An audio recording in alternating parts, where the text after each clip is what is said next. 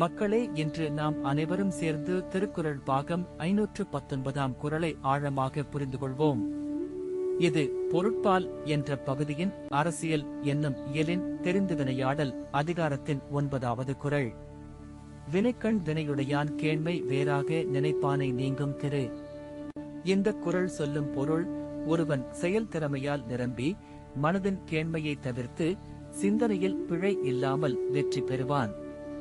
ஏனெனில் திறமையான செயல்தான் உண்மையான முடிவை எட்டும் பாதையாகும். அது எந்த பயனற்ற யோசனைக்கும் மேல் நிற்கும்.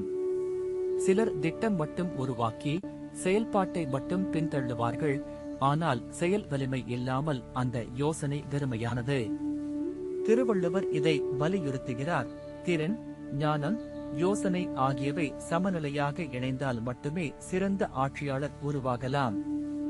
இன்றைய வாழ்க்கையில் தொழில், கல்வி, தனிப்பட்ட வளர்ச்சி ஆகிய பல துறைகள் ஒன்றோடொன்று போட்டியிடுகின்றன.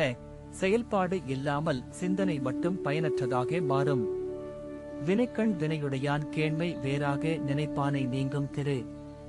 அதனால் ஒவ்வொரு நாளும் தெளிவான திட்டம் அமைத்து நியமமான முறையில் அதை நிறைவேற்றுவது வாழ்க்கையின் வெற்றிக்கு அத்தியாவசியம். இந்த குறள் இதை எளிய வார்த்தைகளால் காட்டுகிறது. திறமையான செயலும் தெளிவான சிந்தனையும் சேர்ந்து உண்மையான வெற்றியை அடைய முடியும். அடுத்த குறளில் மீண்டும் சந்திப்போம்.